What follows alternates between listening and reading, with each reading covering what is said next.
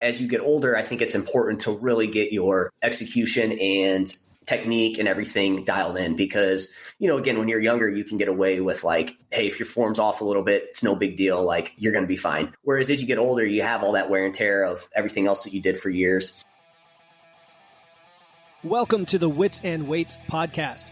I'm your host, Philip Pape, and this twice-a-week podcast is dedicated to helping you achieve physical self-mastery by getting stronger, optimizing your nutrition, and upgrading your body composition. We'll uncover science-backed strategies for movement, metabolism, muscle, and mindset with a skeptical eye on the fitness industry so you can look and feel your absolute best.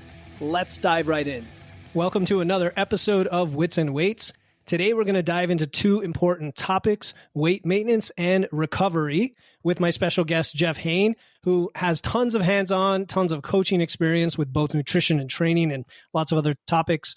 Living at maintenance, managing fatigue, managing recovery, I think they're often overlooked. They're misunderstood by many people who want to improve their body composition. And I think Jeff's going to reveal why they're relevant if you care about the long game. In terms of sustaining that hard-won fat loss and being able to train into your later years, among other things. And as always on this show, we're going to share evidence-based strategies that you can take action on starting today. Jeff has gone through his own personal transformation through several building and fat loss phases. He's completed in bodybuilding shows. He's tried just about every diet, every training method out there. He's dealt with injuries and rehab, and through it all, learned about the science and practice of human performance and nutrition. Jeff is the owner of JH Health and Fitness. He's also an online coach who helps clients get leaner, stronger, and more confident.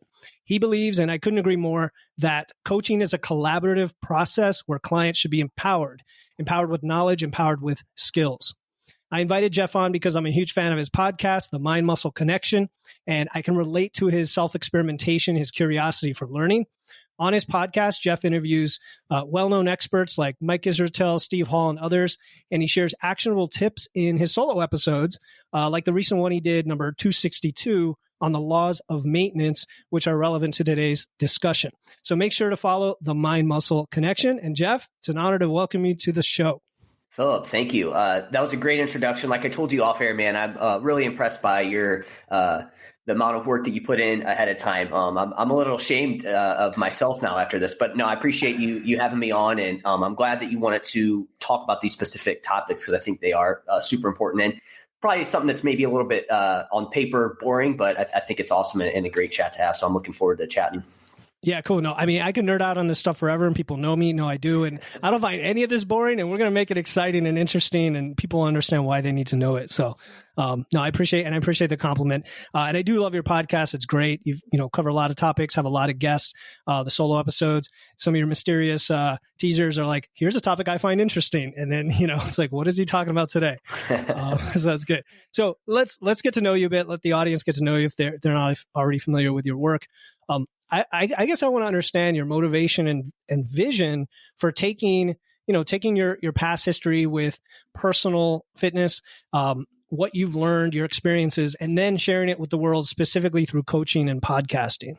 Yeah. So, for me, I think I got into fitness to just, look better. Like I wanted to have bigger muscles and everything like that. And, that was, I think that's how most people get into it, right? I'm sure it's probably the same for you, but along the journey, you find out that there's a lot more to it than just that. And so for me, that was something that, again, I got into it for that, but figuring out that, hey, there's a lot more than just having bigger muscles or looking better, right? Like that's important. But I feel like it taught me a lot of life lessons and it just had a lot of carryover to other aspects of my life. And so for me, I want to help people get to that point, right? Like obviously I want to help them look better, but I think that's part of it. But I also want to teach, other people that, how it can carry over to other aspects of your life. And it's just basically fitness and nutrition is just something that I feel like makes everything else you do better. Like if that's, if you're taking care of that, like everything else you do is better. Right. And there's a lot of carryover to whether you own your own business, you're an employee somewhere,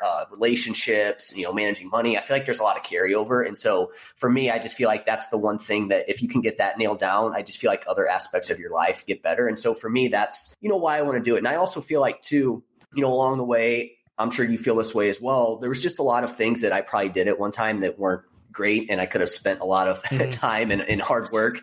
And just, listen, and now obviously with like social media and, just the access of information, the ease of information that we can get, we have all this access to all this information, there's a lot of stuff that I feel like isn't great. And so I just want to, help people get to that point to where they fitness and nutrition can be a part of their lifestyle. Obviously, push like getting results, but also making sure that it's not this like all or nothing mindset and like these crazy protocols that just, they aren't going to work for most people. I think the big one, and I'm going to kind of go off on a tangent here. I think the big thing too is with social media, I feel like it's so easy to get in this like comparison game too with social media. And so like, the other thing I really want to like help people with is realizing that what you see on social media isn't necessarily like, you shouldn't compare yourself to that. I'm sure, as a coach yourself, like you have these conversations all the time where it's like, hey, I know you want to, look like this, but realize that person's completely different than you are. And it's the people that get shown in your feeds are probably the outliers to most things. And so like,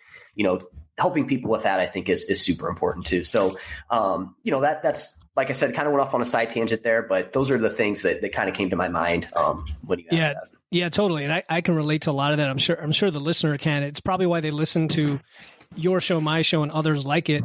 Podcasting gives us that medium to be able to dive into that next level. I mean, the amount of research you put into some of your shows, right? You can tell it shows that you care about breaking it down to the level where people understand why, they understand what to do. And it's not just like, 1, 2, 3, buy my program. It's not, this clickbaity thing, even though we have to use the social media regardless. The other thing you said is how it expands to other areas of your life. And it made me think about how, when you ask a client, what's your goal? And they say, I want to lose weight.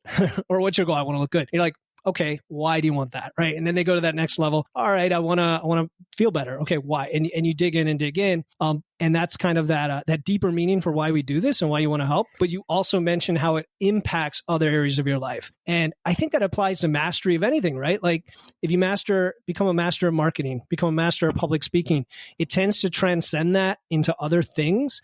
And that's being a human, right? It's being like a capable, awesome human in this world. So would you say like your overall coaching philosophy and values, how would you pin them down based on all of this discussion? Yeah. So I guess my coaching values would be, obviously, client comes to you, they want to look better, right? Like, again, that's going to be what we're going to push for, right? Like that is super important. So making sure that, we get the client's results, like that's going to be at the forefront. But also I think, some other values I have there is, obviously education is going to be super important. Like, I think that's important because I always tell clients this, if, let's say, for example, they do want to look better, that's, again, we're going to aim for that. But if we're learning better habits along the way and we're learning like more about your body or things like that, like those are going to be things that you can take with you moving forward. Whereas like, like we could get anybody to lose 15 pounds if we make the protocol drastic enough. But it's like, is that going to be something that you're going to learn anything there? You're going to be able to take that with you moving forward. So, I always tell clients like that's one of the main things is just the education piece and learning about yourself, but also, better strategies as well. So I think that's important. What else would be super important in terms of, obviously everything I do, like, I think there is a sense of like, we want to push the client, but at the same time, and we want to get them uncomfortable, but also making sure that what we're doing is something that's, they're not feeling like crap in the process. I think that's super important, and making sure that, they're feeling good in the process. And again, it's not something they hate because again, that's not going to be anything that they can, do for a long period of time. So I think that's important. Obviously communicating with the clients is super important, why we're doing what we're doing. Again, that goes back to the education piece, but communicating along the way. And you kind of hit on it too, like with the coaching process, it's not just hey, this is what we're doing, go and do it. It's, it's a collaboration too, right? Like I want to make sure that, you have a piece of like, what's going on too, because again, that's going to be something that's going to fit best for you. But also, if you are helping make those decisions, I feel like you're going to be more likely to want to actually do them rather than me being like, hey, go do this. Right. Some clients want that, but again, I still think it's important to, even if a client, that's what they want, I still think it's important to push them a little bit towards that. And I think I made a post on this the other day about like, again, we want to get a client uncomfortable. And I think that looks different from each client, right? So for like one client, it could be, hey, it is going to be more of a collaborative process where you're going to have more of an input here. And I'm not just going to be like, hey, go and do this. Now, again, there might be some of that, but we're still going to try to push you to be uncomfortable there. And for one client, it could be, they do just need to like do something different, and they might need to listen a little, they might need to like listen to something a little bit more. And then also too, like, and we'll probably talk about this, but like for one client, it could be, hey, you need to stay consistent with your workouts. That's what you need. But for another client, it could be, hey, we need to back off a little bit. Right. So it looks different for everybody, but I would say those are kind of the big things there. Hopefully that answered your question. Yeah, for sure, man. So education, the awareness, and you kind of touched on, I don't know if as you posted or somebody else said, you don't always have to be a nice guy, but always be kind. I don't know who said that, but kind of the idea of we push our clients, and you mentioned being uncomfortable. That's kind of every day when you're trying to change, is it's something different, right? And it may be a good uncomfortable, or it may be a very uncomfortable version of that. So these are awesome, right? That's what I think people want to do, but people do have to understand they can't just do the same thing over and over and see results. So I know we want to jump into the topic, and this is kind of relevant because when we talk about weight maintenance, we're talking about sustaining your body weight. And there's a lot of different there's a lot of places you come from to get to that state, right? We don't just say, okay, I want to maintain weight. There's a reason for that. But it's almost a state of non-change, right? And so some people have their trouble wrapping their head around this idea, or that it's boring. And I get it from personal experience, man, because I'm just finishing a fat loss phase. And when I'm done, I don't want to maintain weight for too long. I want to go right into the building phase, So high level, what are your overall thoughts on weight maintenance and these concepts? Yeah. Well, so I think first, the thing that's important to look at is people do hear maintenance and they automatically think that it's like, okay, hey, no progress whatsoever. Right. And that's obviously not the case. We'll continue to dive into this, but like, I think that's the first thing that people need to know is like, maintenance isn't necessarily you're just not making progress at all, right? It's more so like your body weight is at maintenance, but there's a lot of things that can go on. So I think that's the first thing that needs to I need to hit on first before we dive into this is it's still progress, right? Next, I think people hear maintenance and they think they automatically just think it's not like making progress. But to me, any nutrition strategy or exercise strategy or any protocols that we're going to do that gets you to maintain weight long term is a win, right? Because what do most people have problems with? It's seeing weight gain over time. And so I think a lot of times when people hear like certain protocols or something that's not weight loss, they automatically think it's not good, right? But it's like weight maintenance, like that's a big thing, especially in today's world. So I think that's important. Those are kind of the two big things that I always tell people about when they hear maintenance. So as far as so those are kind of a couple things there with that. I don't know if you want me to dive into like maybe, go ahead. I don't know if you. Yeah, no. Don't worry. I have a million questions. I always do. We always go off on tangents and I don't get half of them. It's okay. We're having a conversation. So, the idea that it's still progress, you said a lot of other things going on. It's a long-term success strategy in that at some point you're going to lose weight potentially and want to keep it off, or gain weight and want to keep it, whatever. Something like 95% of people gain all their weight back, right? And Brandon was telling me the other day some other sobering statistics about that. But there's challenges and difficulties here because of the fact that you're trying to stay steady. It's almost more difficult in some ways than going up or down, right? So what are those challenges people face? Yeah, well, like you said, I think again, it's the fact that maintenance is not progress, right? Mm-hmm. What I commonly see, I think this will be helpful, is like what you commonly see in the fitness industry is, people, they get into, they want to do fat loss. So then they want to lose weight. So they restrict calories, do a bunch of cardio and they see this weight trend down super quick. And it ends up being these, we talked about sustainability earlier, and I think that's super important. And when people do it that way, they lose weight quickly, but then they're miserable in the process. Probably lost some lean body mass in the process as well. So muscle, they lose that. And then, what happens, you start eating like you did before and the weight comes back on quickly. The problem with that is, now you have less muscle, weight's going to come back on quicker. So then you gain weight. So then like over time, what you see happen here is you see these people, they trend down and then weight comes back up. It might stay the same. It might go a little bit higher, but the problem there is you're going to have more fat mass in that process. Because anytime you lose weight and you lose muscle in the process, your body's going to gain most of that weight. And if you do it quickly, your body's going to gain most of that weight back via fat, right? That's fat. Yep. So this is what ends up happening. And then what happens? And, a couple weeks, months go by. Hey, let's do that again. Right. And it just ends up being this yo-yo with over time, a little bit more fat mass and a little less muscle. So I like to have what I call a maintenance phase. You could call it reverse diet phase, whatever it may be, where after that fat loss diet, we're going to bring you back to, we're going to find a way to eat that's going to, maintain your weight. Maybe it comes up a little bit, but we're just going to avoid that like super, that increase in food the big spike after you lose weight, lose body fat, whatever it may be. The biggest challenges that I see people have with this is, so anytime you lose body fat, and or you're in a calorie deficit, like for a long period of time, you're going to see hunger come up a little bit. You might have a little less energy. And so when that happens, your body wants to get back to where it was before. And so, that's why you see an increase in hunger, like energy levels are lower, things like that. And so if you just go straight back to eating like you did before, again, you're going to see things come back up. So I think the first main challenge is like hunger is super high after that period of time, right? And if you just listen to your body and you don't do anything, that's why you see that come, like why it's so hard to maintain your weight afterwards, right? Because again, your body wants to get back to where it was before. So I think that's the first challenge is like hunger super high, and so it can be really hard to moderate your food intake. But then on top of it, a lot of times people restrict themselves for a long period of time.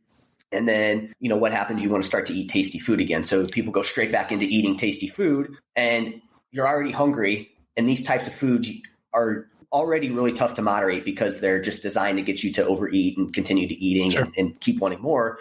But then you combine it with the fact that, hey, you're already hungrier. So you just want more and more, right? So it becomes really challenging to, to moderate your food intake. It's basically like a cheat code to eat more calories, right? These types of foods that are easily available, tasty foods. Yeah. And hold on, are we talking about the scenario for anybody who's lost weight, whether you are training, eating protein and all the things or not? Or are we talking a specific scenario here? Yeah. I mean, both people, even, people that on the way down that don't lift weights or their protein's low, they're going to be at probably they're going to see this happen. Like they're going to be at a higher risk of all this stuff. Right. But even if you do lose body weight, lose body fat, and you're lifting weights, eating enough protein, this is still going to happen to you. Right. It's just probably not going to be as bad, in that scenario. But yeah, both people, they're going to see this happen. So, but yeah, those are some challenges. Another challenge too. And some mistakes that people will make, in this period of time afterwards is, again, it's like people go all in during the fat loss phase. And then, then Monday comes around, it's like, oh, maintenance, I'm not in fat loss diet. And I'm just going to go back to doing whatever I was doing before. Right. And whether that's like not tracking anything. So again, tracking can be like your body weight. It can be like your biofeedback. Maybe you're not moving as much. Like, it's like, oh, hey, I don't have to lose body fat anymore. So now I'm just not going to move as much. And all these things add up. Right. And then you combine it with what I talked about with your hunger increasing. And then too, like people will stop like weighing in because it's like, oh, hey, I had that goal of like seeing weight come down. So now I'm not going to weigh in anymore. And I'm not sure, what, like some people have, some people like to have people weigh in regularly. Some people don't. It just, I think, depends on the client and what their relationship is with the scale. But that goes back to the education piece. I really try to teach clients how to understand what's going on with scale weight, because I think that's super important. So I think if you have if you have a coach with you that can help you with this, like it's good to continue to track your body. Yeah. Well, we're on the same page there. I don't know if you listen to my stuff. I'm always talking about tracking, and even the value of daily weight tracking as an antidote for that emotional tie-in with the scale. It actually seems to help because now you've got the data. So I'll totally agree there. Hey listeners, this is Philip Pape, and I'm excited to announce our upcoming totally free 21-day challenge starting December 1st. It's called the Wits and Weights No Diet Holiday Body Recomp Challenge. This challenge is about learning how to achieve body recomposition. That's building muscle and losing fat at the same time without dieting or restriction throughout the holidays. I'll be giving you free videos, guides, and personalized coaching in a private group chat to help you enjoy the holidays while being satisfied and guilt-free. The kickoff call is Friday, November 17, and the link to enroll is in the show notes. no matter what episode you are listening to. Don't worry, if you're hearing this after November 17, you can still register and get access to the replay and resources before the challenge starts on December 1st. Again, to join the Wits and Weights No Diet Holiday Body Recomp Challenge to build muscle and lose fat without dieting through the holidays, click the link in my show notes. Now back to the episode. Yeah. Well, and then, people, they stop tracking that, right? So then it's like, sure. it can be a way to just kind of help you moderate your food. Like, again, if you see your weight go up a little bit, it's like, whoa, okay, I probably need to back off a little bit, right? But if you're not focused on that, it's like you don't have anything to kind of get you to pump the brakes a little bit, right? So as an incentive, yeah. I think the big thing is to go back to all this and to tie it all in. I think that the missing piece for a lot of people here is this kind of planned approach to fat loss, right? Like, yes, the fat loss diet is important, but what do you do after that is super important as well too, because if you're missing out on that part afterwards, I feel like you're going to end up having to do the same thing over and over and over again. So, I think having some things set up after that period of time is super important. Like, for example, I just had a client. He had to go through a pretty hard weight cut for an MMA fight. So like what we had to do for him would be a little bit different than a lifestyle client. But, he put his body through the ringer to get this weight down. And, afterwards, one of his main things he wanted to work on with me was he had to do this multiple times. And after each fight, he wouldn't, he would just go back to his normal life. He would be super hungry. And so he would just kind of go on these eating sprees. Yeah, binges basically, where he would just eat anything, everything, drink. And, then he would get up to a weight that, when he was trying to fight again, he'd have to lose a bunch of weight. And it's just this process that would go over and over again. And so like for him, some of his challenges have been, he's super hungry. And so we're talking about, hey, like, we just have to increase the amount of food that you were eating, like, for example, don't just go straight from like eating all these quote unquote diet foods to then all of a sudden going back to, pizza all the time and like tasty foods. Like we got to still eat, for the most part, the same foods, just in larger quantities, right? Yeah. So what I'm hearing from some of this, right, and people need to understand is that the fat loss phase itself, as you're going through it and as you're getting toward maintenance, that's when we start doing the prep work for maintenance, right? Like there's ways to do that. And I also pull from this that at least for a lifestyle client, like a Gen Pop, I don't want a client to just cut everything out that they enjoy during a fat loss phase. We want to try to build them in. We're not talking about, the 24-hour cuts and the MMA fighters necessarily here who have to, or bodybuilders who have to get more dialed in. But it's like, if you're at least allowing for some of that and then accommodating it, you have those skills, right, as you come out of it. So what are the things someone would do? Let's say a 12 or 16 week fat loss phase, you're maybe halfway through and thinking ahead toward maintenance. What's the best way to prepare for that? Yeah. Well, I think part of it is just realize that, yes, the fat loss portion of it's over, but you're still going to need to put in the work afterwards, right? I think mentally preparing yourself for that can be helpful, but, just realize that you are going to get a little bit more flexibility with food, right? You get a little bit more quantity. So that will be helpful there. Some other things too, make sure that you have a game plan for, weight training, movement, right? I think that's another big thing. So make sure you have some goals set up there with that. Again, we want to make sure we weight train, because the big thing too is, we talked about weight training a little bit ago, but I've made this post before. I think if you do see a little bit of weight gain, what you do in that process is important too, right? Like if you're not weight training and you're gaining weight, it's like, okay, that's going to be different than gaining a little bit of weight in weight training, right? So, making sure you have that set up. Movement, again, make sure you're still, whether no matter like however you track your cardio or steps or whatever it is, make sure you still have a game plan there with that. But from a nutrition standpoint, what I tell clients is, like I said, just we're still going to eat relatively the same amount of the same foods, just we're going to increase the quantities. But, I guess you could, if you have I always tell clients, I like to have them have a set amount of meals per day, because I think that really allows for some structure. So I think making sure you still have that in place, making sure you're still, doing your prep work, whether that's going to the grocery store, prepping, making sure you're still doing those things, I think can be really helpful there. For sure. To help you prepare for that time. Cool. Yeah. What about, you talked about getting back to a certain weight. We talked about either reverse dieting or recovery dieting, whatever term you want to use. Should people be concerned about set point theory? Is that a thing? I know the evidence is mixed about it. The idea that we all have a weight range where we stabilize. And so when we think of maintenance, is there an artificial weight that we're trying to maintain at that's counterproductive versus this set point weight? Yeah, I definitely think there is some truth to that. So I think what they call it now, and like what the model that they think is like the most effective is called like the dual point intervention model, right? So it's like we have this like high end where like, once you get to a certain body fat level, on the high end, it's like things start to kick in where it's like, hey, whoa, chill out. Like, your body's going to try to expend more energy, like basically the opposite of when you're trying to lose weight. But then when you get to a body fat level on the other end, it's like, then this is where you really see hunger start to kick up. Like, you may see your libido go down the drain.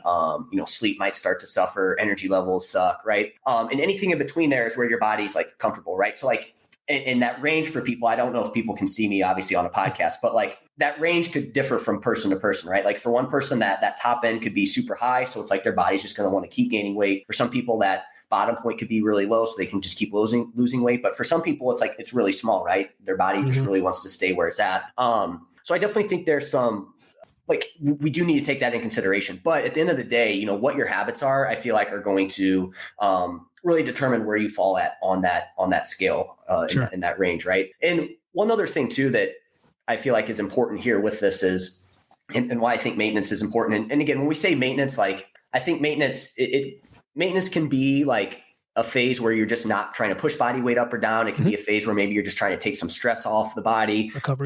But it can also just be like your calorie amount too, right? I think that needs to be like, people need to figure, like, I guess I just need to explain that ahead of time. Like, hey, it just really depends on like, what are you trying to do with it? So there's different ways, but are you saying the term maintenance as in referring to your expenditure, your true maintenance versus maintaining your weight? Is that the distinction you're making? Yeah, basically, like, I think there's a difference in terms of like, okay, is a maintenance phase like, a maintenance phase can be a phase where we're just trying to take some stress off, right? We're not trying to push body weight up. We're not trying to push performance. We're not trying to push body weight down. We're just, just trying to find a good range to stay at, basically homeostasis for your body, right? And I'll kind of get to that in a minute, why that's important. But also there's maintenance calories, right? And I think, again, there's a difference there because maintenance calories is just your energy balance, right? And yes, you're not going to lose body fat if your calories are at maintenance, but you could still, depending on where you're at in your training journey, you can still build some muscle at maintenance, right? So sure. I think there's a difference there in terms of like, just because you're at maintenance calories doesn't mean you're at like maintenance, like a maintenance phase, if that makes sense. Yeah, totally. Well, go ahead. Yeah. No, go ahead. You have a thought. Well, what I was going to say is the reason why we want to do this is because, and to kind of tie in the dual intervention model that I was just talking about, like where your body's comfortable is, pushing your body weight up or down is a stressor on the body, right? Like if you push your body weight up for too long, your body's going to start to have some adaptations to that, right? And this is where you see a lot of like the general population is at, where like they're just in this chronic energy surplus, right? Where their weight's going up and up. And this is where you start to see, the adaptations to that end up being like type 2 diabetes, like insulin resistance, things like that, right? And so that's the adaptation there for that. Whereas the adaptation on the way down would be called more like metabolic adaptation, right? Whereas like when you continue to push your body weight down, your body's going to have these adaptations in place to just be like, hey, we got to chill out here. We can't just keep losing more and more weight. The best way I can explain this is think back to how we evolved for like most of our time on Earth, right? We didn't have this abundance of food. It was, you had to expend a ton of energy to go and get food, right? For pretty much all our existence. Whereas like in the last like 30, 50 years, now you can literally, you don't have to expend any energy other than pressing numbers on your phone and you can get 5,000 calories, right? So there's this kind of like mismatch now where our bodies are just, it's just a lot different now. And again, so like back in the day when we didn't have all this abundance of energy around, our bodies are really good at being like, okay, if we don't have a lot of food around, we need to expend energy to go and get food. Your body's really good at being like, hey, let's, down regulate things. So it's really good at adapting up or down. And so again, those are stressors on the body and there's adaptations that happen. I mean, again, even if you're low, let's say you're on the way down, like for example, things like thyroid could slow down. Like that's something that's an adaptation. For sure. For men, depending on where you're at body fat level wise, testosterone could go down either on the way down or on the way up. So these are all adaptations that are in place. And so that's all stressors on the body, right? Like either way, up or down. And so why we go to maintenance is to take that stress off of the body, right? And like just let it be comfortable because that's going to be, where your body feels the best and where it's going to be able to, just perform, make sure you get, perform your best. And again, where it's at its most comfortable. Yeah, no, these are really important. People have to understand there's a cascade of things that happens, right? You mentioned thyroid, there's estradiol for women, there's, leptin and ghrelin, which cause hunger. And then if you exacerbate that with lack of sleep, and sometimes people move less when they're in a fat loss phase, you sometimes really need that break. Sometimes it's just for psychological reasons, but because you're going to get back into that adaptation as soon as you start dieting again. But if you don't have that break, you might break, like mentally break and be like, I'm done. And then start, sabotaging your progress. Well, that's where you see most people fall anyways, right? Whether they do it or not, like whether they take a maintenance phase or not, they end up doing that anyways, right? So yeah, like you said, it's really that maintenance phase is going to be there to help take stress off the body, because again, it's, people don't realize, but you're at where you're at because of like that, what you've done to it. And again, your body's really good at adapting to things. And so really, if you're having any of these symptoms or anything like that, it's just from what you've been doing. Right. So, and when you do this, so, there's a little bit of quote unquote controversy about reverse dieting ever since the Trexler article came out. The idea that if you know what your current maintenance is, you just jump to that and recover. There's no need to stretch it out. But we still use the term reverse dieting kind of to mean the same thing for some people. Is that what you do? You just kind of increase carbs, bring them back to their current maintenance when this happens? If this was like a bodybuilder or somebody like that, we would have like more of like a recovery diet, right? Where it's like, yes, that person, if they're like super low body fat, again, you're going to see those adaptations happen. Like hormones are going to decrease. Like for them, you would want to get them back to maintenance like as soon as possible. For a more lifestyle client who, maybe they're not, for women, maybe they're not sub 20% body fat. For men, maybe they're not like sub 8, 10%, maybe they're a little bit higher than that, but they're leaner than what they've been dieting for a while.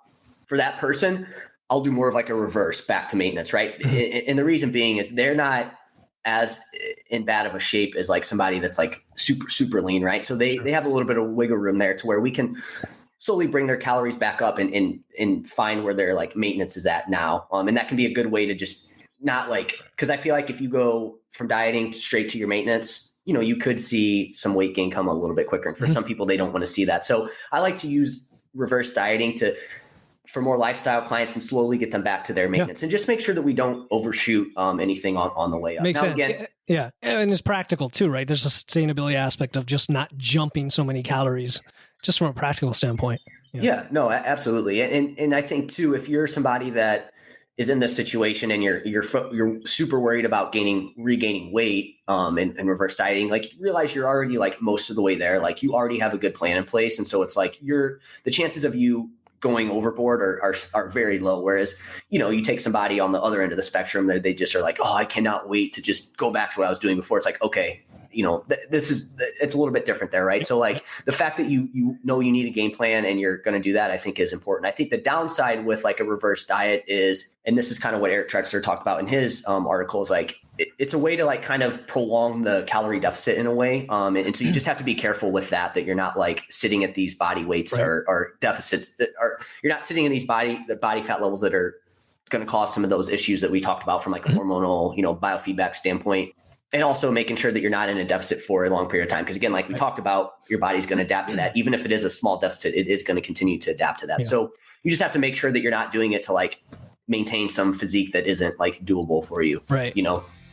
Hi, my name is Lisa, and I'd like to give a big shout out to my nutrition coach, Philip Pate. With his coaching, I have lost 17 pounds. He helped me identify the reason that I wanted to lose weight, and it's very simple: longevity. I want to be healthy, active, and independent until the day I die. He introduced me to this wonderful little app called Macro Factor. I got that part of my nutrition figured out. Along with that is the movement part of nutrition. There's a plan to it, and really helped me with that. The other thing he helped me with was knowing that I need to get a lot of steps in. So the more steps you have, the higher your expenditure is, and the easier it is to lose weight. When it's presented to you like he presents it, it makes even more sense. And the other thing that he had was a hunger guide, and that really helped me. So thank you, Philip. Last question about maintenance is, what should people be tracking, right? We know calories, macros, weight, a couple things there. What are some other key metrics people should track? Yeah, no, that's a good question. So what I like to have clients track is this one I think is the most important. I kind of told you earlier that like how a client feels in the process, I think, is super important. So what I like to have clients track is, I call it like biofeedback. People call it many different things, but biofeedback is going to be things like, how's your sleep, how are your energy levels, how are your hunger levels. You could throw libido in there.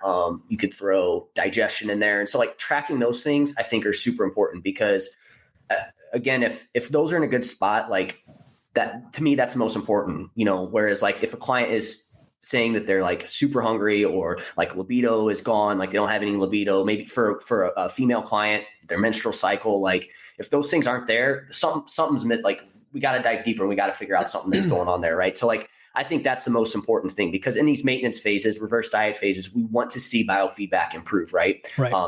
That's the main goal. Right. So you want to make sure that that's in a good spot there. So biofeedback for sure, making sure you're in a good spot. Cause like if a client, for example, if we're in a reverse diet phase and we're not seeing these things improve and they're like, oh, I'm really scared of weight gain. But you continue to like have that kind of small deficit. Cause you like, you're worried about bringing them up a little bit higher. It's like, you have to have that honest conversation with them about being like, hey, we probably just need to bring your calories up a little bit. Here's what the data showing. That's why you feel that way. Yep. So biofeedback I think is super important. Continue to track your training. I think that can be a big thing too, like making sure you're tracking that. Cause like, if you come out of a deficit into maintenance, you're probably going to see a little bit of an uptick in your training. So, I think that's important to track that, make sure that's trending up and whatnot. I think activity levels, I like to have clients track it through steps, just cause that's a good indicator of like overall activity levels. So tracking that. Some sort of food monitoring. Again, it doesn't necessarily have to be calories and macros. If you did that for your fat loss phase, I would still push you to do that in your maintenance phase afterwards, just for a period of time. You don't have to do it forever. I think that people get this mindset towards tracking that's like if they do it once, they either have to do it forever or they never have to do it again. I think there's just like I like to have phases with nutrition. I think there needs to be phases with. It's a tool. It's a learning tool and a education tool. Yeah. And so having some periods of time where you do it, you don't do it, I think it's great, but doing it for that period of time afterwards. And if you can, really, really try to minimize the amount of like tasty food you have in that post diet period, because it's just going to be really hard to moderate and you're just going to want more. So, again, tracking some sort of food intake and then making sure that you, just limit tasty foods as best as you can. I know, again, that's way easier said than done. But I think the big thing is don't like have, if this was your entire calories that you had and like you had this much be your, like nutrient dense type foods, don't just like all of a sudden like flip it where it's like now you're eating only like 20% nutrient dense foods and 80%, still try to stick to like an 80-90% rule there with that.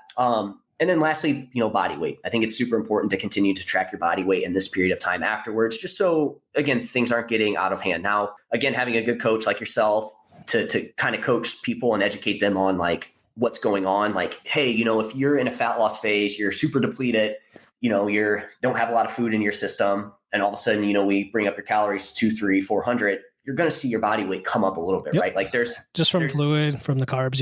Yeah. Glycogen stores. Yeah. And just more food in your belly at one time. So I think also, I guess this goes back to our original topic here of like maintenance. It's like maintenance also isn't just like this one number, right? It's a range, right? So maintenance calories are going to be a range. Your maintenance weight is going to be a range. And so again, just realizing that I think can be super helpful. For sure. Yeah. I use plus or minus 3 for most people, 3 pounds. Cause it's kind of that good range where, because if you did it too tight and then it's like, what's going on? I'm gaining weight, help, you've got some flexibility. Well, and two, one other thing on this that just came to my head about the weight thing. There's been times where I've had a client in a fat loss phase and we go back to, it's a reverse diet. We're going to slowly bring their calories back up. I've seen it many times where some clients, they still continue to see their weight trend down a little bit. Right. And I think some of that has to do with, we talk about stress and it's like your body's, in a fat loss phase, again, that's a stressor on the body. And you're probably, you could potentially be holding on to some water weight because of the stress. Right. So sometimes you bring these clients' calories up a little bit and they start to see their weight trend down a little bit.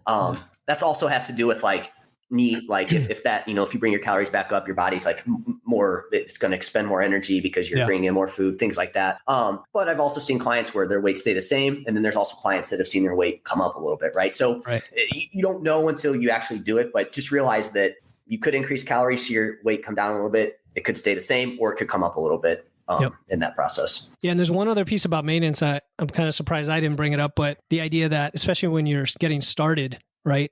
being in a maintenance phase, potentially when you start lifting and when you start putting together all these habits. At least that's something I like to do with clients. I know it's a pretty common approach with good coaches, where you start to see all these magical things happen without the scale changing. And you have to have those conversations of, moving away from focusing on the scale weight for now, at least, until they're then mentally ready and physically ready for that fat loss phase. Yeah, so, no, 100%. Yeah. And I feel like too, I've seen clients where if they've been that person that's always tried to restrict their calories or be super lean, and that's like all they've ever done, it's like you put them at maintenance and it's like, they're it's a feast, like you said, right? Yeah. Everything gets better. They feel better. Yeah. Training gets better. So that's going to help with muscle growth. So yeah, a lot of, depending on where the person's at, like there's a lot of good things that happen if you've spent a lot of time just always trying to restrict and you get to maintenance, like a lot of good things can happen at that point. I think the big one too is like for women is the menstrual cycle, right? Like they don't realize that like that's a big thing. If that's off and that's not regular, there's something going on that needs to be worked on. And it's typically comes from like stress, right? Like some sort of stress. For sure. And the thing with stress is a lot of people don't realize that stress is like, it's not just your mental stress of like, oh, work was tough, I got in a fight with my spouse. Stress is also like, too high levels of body fat is stress, too low body fat levels is stress on the body. Eating patterns, like if you eat late at night before bed, like that could, kind of cause some stress in terms of, your circadian rhythm. Like poor sleep is stress, right? So there's like all these other factors of stress there that play a role. So. Yeah. And then you see HP axis issues sometimes as a result, and a lot of those get resolved, right? When you get out of that situation. I mean, I've had clients who, their mode of training is definitely not heavy lifting. It's a lot of cardio, right? Yep. And as soon as you remove that stress, and you say, hey, we're going to lift really heavy weights for 3 days, well, isn't that going to be more stressful? It actually removes the systemic stress. Yep. And then all of a sudden, all the adrenal issues and cortisol issues you might have had go away when you're now eating 2,700 instead of 2,200 calories. And by the way, your weight's not changing, is it? It is really, really like magic to some people. Yeah. Yeah. No, absolutely. Yeah, great. So let's talk about recovery. That's the other topic, which kind of overlaps this in some way. Most people, I guess, would think of recovery as restoring your energy, your maybe your glycogen between workouts, maybe not being sore, getting sleep, preventing injury, all those things. How do you define recovery, which I suspect is also one of your biofeedback measures, possibly? How do you define it? Yeah. Yeah. So, I guess the scientific term of recovery is like, basically you're back at the point to where you can, in your training session, you can like progress again, essentially, right? Like you're back to like baseline performance levels. That's like the scientific term. For me, I do monitor like a client's biofeedback or recovery.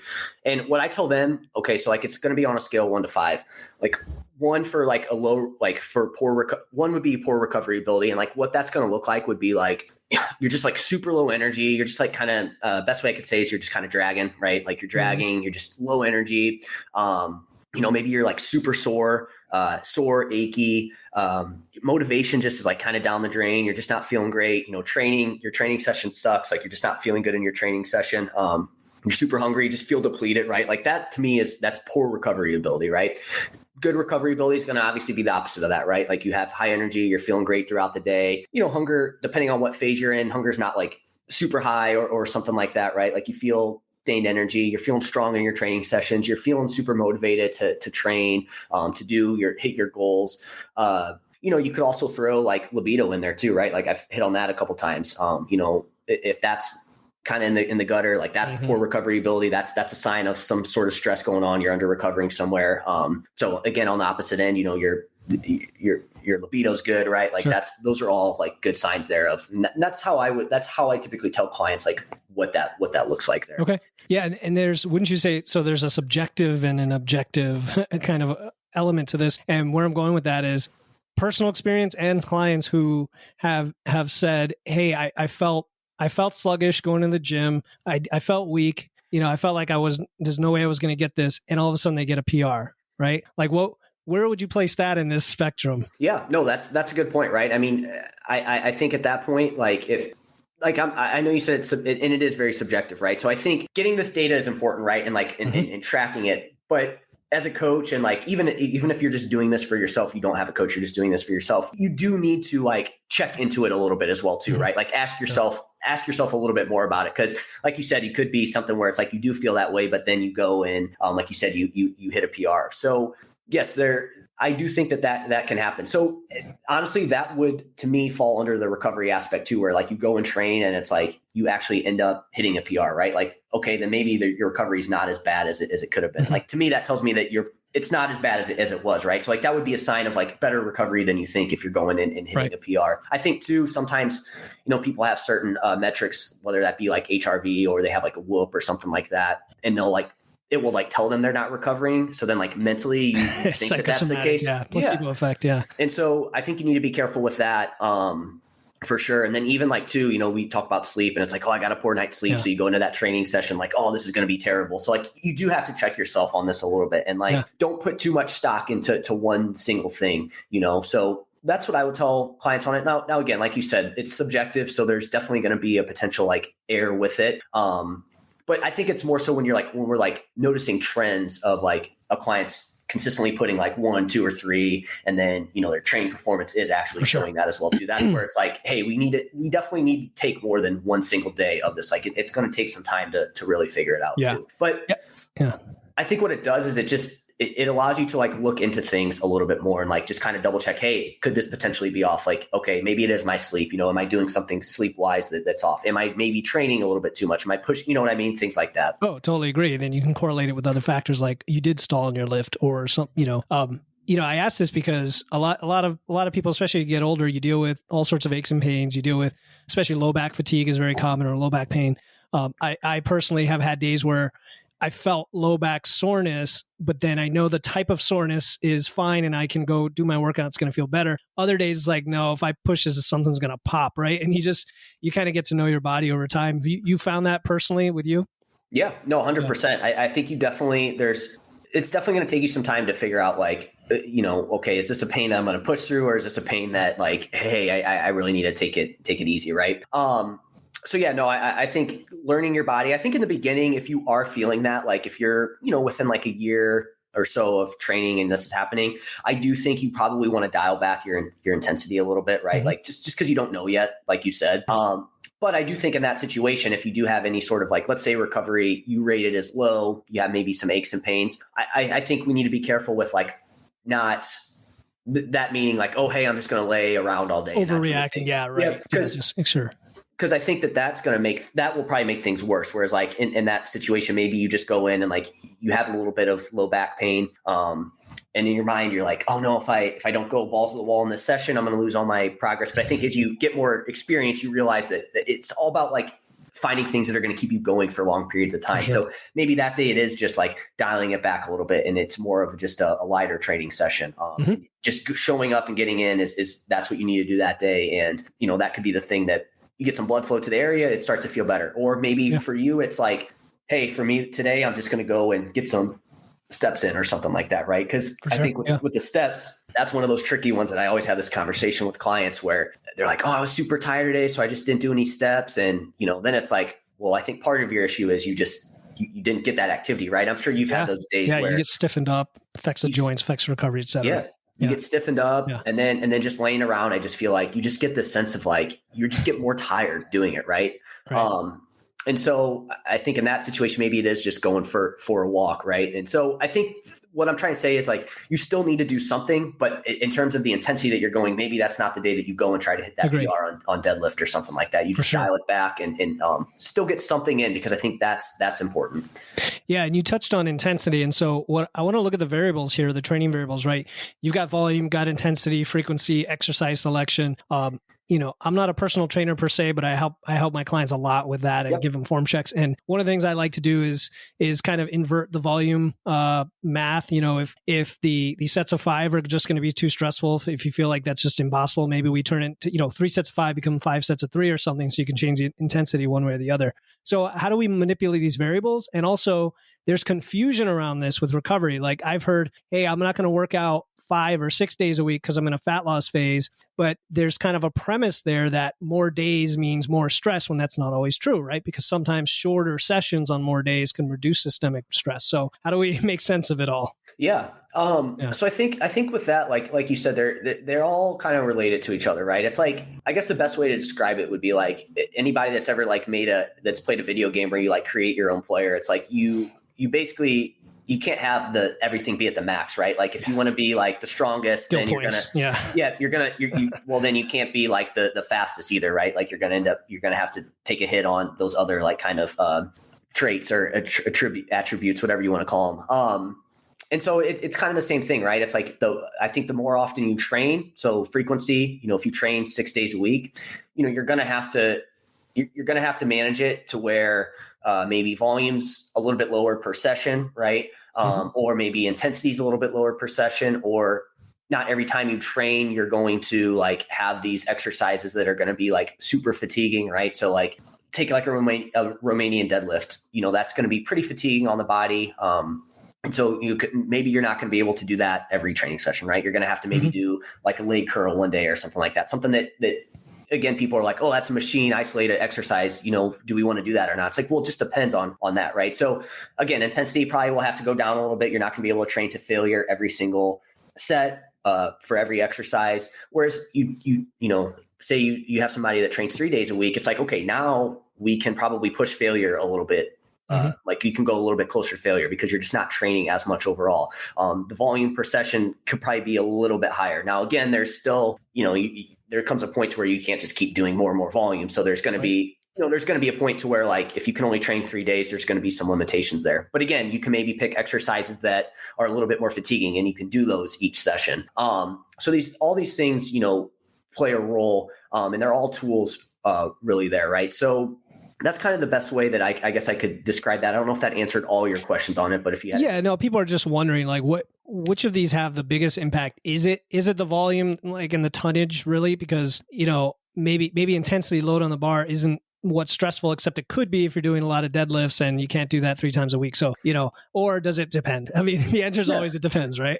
I think overall volume is the number one thing though, right? Like that's going to be the most important thing there in terms of like what's going to be most fatiguing, because I think no matter what, once you get like I just said with that 3 day a week, it's like, yeah, you can do more volume per workout, but at some point there is going to be that point where it's like, okay, now it's just too much volume that it's going to be junk volume. You're not going to get, you're going to be doing more for like way less return on it.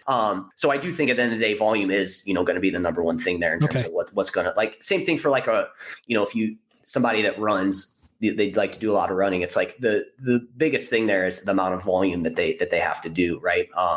But all these other things are just tools that we can kind of manipulate that. But intensity is going to be a big one too, I think, but with intensity, it's like the less you train, the more intense you can go. You can go. So then what's the difference between, with age, right? Because I know I can't train like I could when I was 22, and I wish I actually did train like I'm trying to train now when I was 22, but I did. It's all right. So age, we get into our 40s and up, and also between men and women.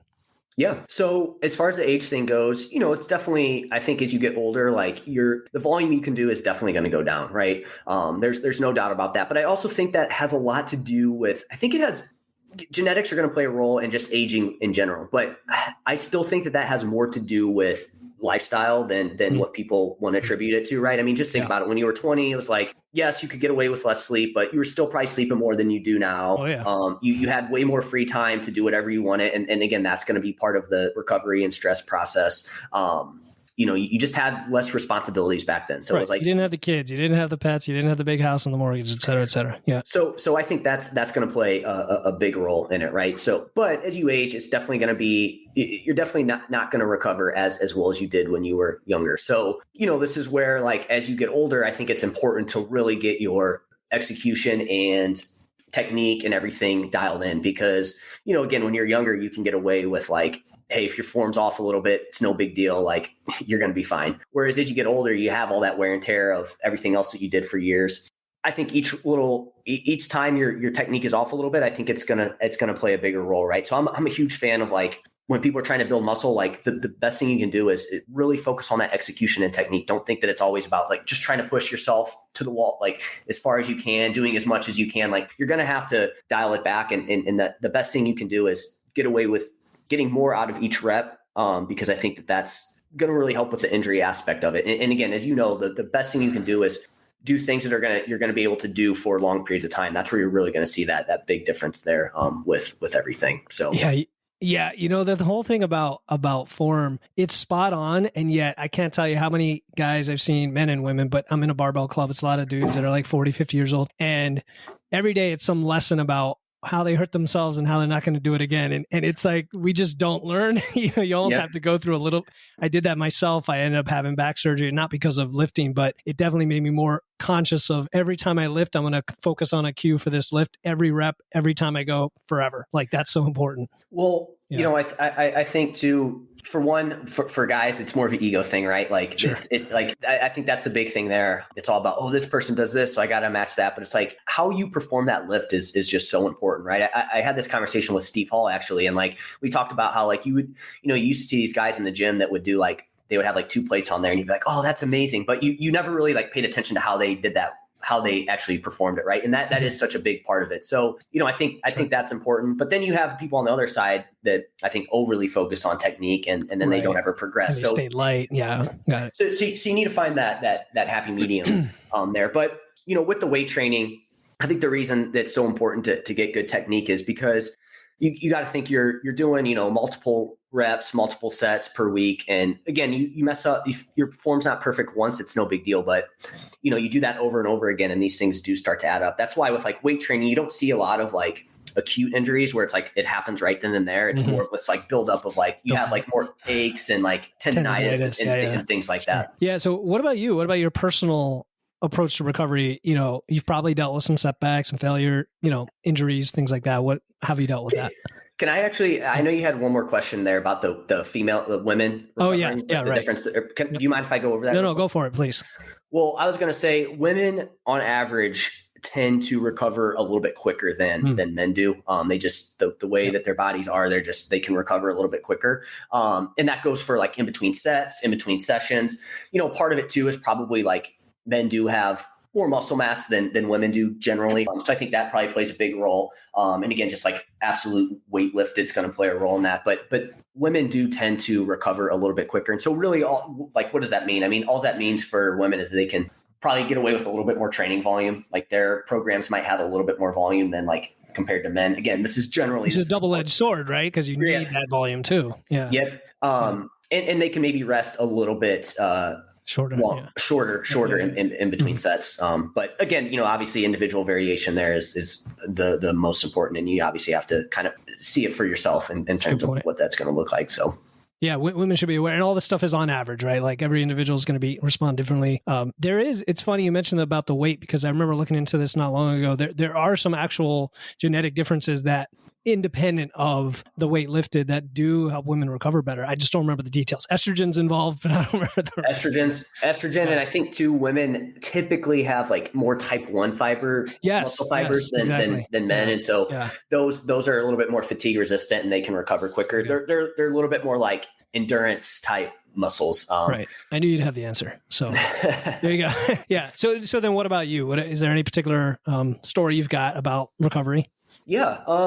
So I think for me, this is going to be, so you kind of mentioned this, I did have like, for a while, I just would always run into shoulder issues. And again, that just came down to me being young, dumb, just always training like upper body and like bench press and like chest. But also for me, it was just, I felt like I was at the, like, this was like probably I'm 31. I always forget how old I am now, 31. And when I was in my like early to mid 20s, it was all about like, I wanted to be jacked. So I just would try to train 6-7 days a week. I didn't really pay attention to nutrition, sleep. I was like, what the hell is sleep? That doesn't matter. And it was like, if I went 2 days without training, I was like, oh crap, I'm going to lose all my gains. I'm going to lose all my gains, And so it was all about just going in the gym and just like hammering out like volume and just going for the pump, just doing as much as I could. Arnold style, right? Yep. And while I do think that will lend itself to some results for a little bit, if you just keep doing that, it's like eventually your body's just going to be under recovered, and you're just not going to see any progress, right? Because if you train too much and you don't have the recovery there, and again, this can be calories, this can be how many days off of training you take. Like if you don't have that in place, your body's going to prioritize recovering before it's going to prioritize building muscle. So you can be doing all this stuff, and you're just, I don't want to say you're wasting your time, because it can be good for you, but you're not going to see the results you want. You're going to be putting in a lot of work for not a lot. So for me, a big part of learning more was like, man, I need to focus more on things outside of the gym, right? So things that can really improve recovery again are, obviously taking some time away from fat loss dieting that can improve recovery, like being at maintenance, like that can help. Being a surplus, that can help a little bit. Sleep, working on your sleep, that can be helpful with the recovery side of things. That can increase how much you can do. Managing your stress, and again, this is mental stress, but also the other stressors that I was talking about earlier. That can be helpful, and then your training program as well too, right? So we talked about frequency, intensity, like managing all that, and making sure that you're not just like training balls to the wall every single day, and just like that's going to be super important. And game changer for me. And that's again going to come down to like your programming and things like that. But also another big thing too is like making sure that you're not like, if muscle building is your main goal, making sure that you're not like trying to weight train, but then also you're like trying to play 3 sports on the side. You're trying to run a marathon like that. That also goes into the recovery aspect of it as well too. I had one more. I hope it comes back to me here in a second. There was one more that I wanted to say that I think is big, but I think getting all the getting your training variables in play are going to be super important. But yeah, those would be the big things there. People are going to have to follow your podcast to get the other one because you're teasing it. It's that other one. I wish it was. I can't think of it. It's all good. No, it's all good. But you know how these go. There's only so much you can cram into one conversation here. Yep. So, all right, cool. I know we're running short on time. Just a couple more questions if you don't mind. Of course, man. Yep. I want to pick your brain about the podcast, the Mind Muscle Connection, because you've had all these big names on your show. At least they're idols to me. I love listening to these guys. And we were talking before about the friendships and connections you make. Who's been the most influential because of the personal relationships from podcasting? Man, that is a good question. I saw that on there and I was like, man, who is it going to be? So, I would, like I told you off air, everybody that comes on, I feel like I do take away something from, and it's like, it's really changed my mind on things. And I'm really grateful for that. People that I think have had the greatest influence from having them on the podcast, Brian Borstein's a big one. He does my programming now. So Brian Borstein's a good one. I think you just had him on recently. Brandon DeCruz has had a big impact. Jeremiah Bear is another one that's had a big impact on me. I would say those are probably my top 3. I followed Steve Hall for a long time and always love chatting with him. I always get a ton out of chats with him. But I mean, I've also had other like Eric Trexler, Eric Helms, like those are great guys too. But in terms of like people I've had on reoccurring, those would probably be the biggest like 3 for me. Those are great names. Great names for people to look up and find a show. So I have a funny story about Eric Helms and Eric Trexler. So as I was reaching out to folks like you to be on my show, I reached out to Eric Helms, or at least I thought I did. And it was Eric Trexler. And I had said all this stuff had nothing to do with him. And he's like, thanks, man, but you got the wrong Eric. I'm like, oh, that's so embarrassing. And he's like, don't worry, it happens all the time. I said, I'll hit you up later. Let some time pass past the awkward moment. I'll get back to you. And I hope he still wants to come on because I got his partner, Greg Knuckles, to come on in a few months because I use Macrofactor and a bunch of my clients too. And I love talking all that stuff. So, and then the reverse dieting and all that stuff. Cool, man. Brian Borstein, Brandon Cruz, Jeremiah Bear, Steve Hall, and others. So really cool. Yeah. Right. That's funny with Eric Trexler. I'm sure he was, like you said, that's not the first time, and it probably won't be the last time that happens. So no, I have to butter him up when I make the request again. Yep. Have you received? You receive a lot of feedback from listeners, I'm sure, for the podcast as well. Like, what's some of the most memorable feedback that you've gotten? Yeah, I think, I haven't, I guess more so from clients would probably be where I would take this. Cause I think you kind of also had like clients in there as well too. And, I think for me to go back to what we talked about earlier, it's, obviously helping people get like their physique goals and like the body composition goals that they want. But anytime I get like a message from a client that's like, hey, I either got to like, I got a promotion and this helped, like, or it's like, hey, my doctor said I can get off blood pressure medication, or like, hey, I'm fitting into these clothes I haven't fit into for years, or like anything like that. Like, to me, those are the best like messages to get, because like I said, I think if you can improve somebody's quality of life, like that's just, you can't buy that. And like, that's, it's invaluable. And so those are my favorite, like kind of feedback that I've gotten from people. And even too, like, I can't think of anybody off the top of my head from like a podcast standpoint. You know, like people are like, hey, listen, I enjoy it. But like anytime you get a message on like social media about like, hey, I've been, they don't like your stuff, but they're like, hey, I've been following along and, you've really helped me out. Like those are always the best ones. And, anytime you can improve somebody's quality of life, I think it's amazing. So I agree. And don't discount the fact that there are a lot of guys like me who are coaches or getting into coaches who listen to guys like you who are also learning to be better coaches. And you're basically exponentially, making a bigger impact that way. Yeah, absolutely, man. Yep. Yeah. That too. Right. You definitely don't think about that too. So no, that's great to hear. Yeah. Yeah. Cool, man. So I think you know what's coming next because you obviously are well prepared and looked at my bullet list of topics. But what question did you wish I had asked? And what is your answer? Oh man. I did see this one and I was like, you know what, maybe we'll run out of time on this one. So what question do I wish you would have asked me that you didn't? And what's my answer? So I think it would be, what is my favorite sport? Okay. All right. Personal question. Cool. Is that what we wanted? Is that what I wouldn't have thought to ask that. So yeah, go for it. What's your favorite sport? So it's hockey. I love hockey. My favorite team is the St. Louis Blues. So I'm a big hockey fan. And I play roller hockey once a week, and so that's kind of like my cardio. Cool. So that would be my question. Kind of a cop out on that one, but not at all, man. No, it's good to learn more about you for sure. Hockey.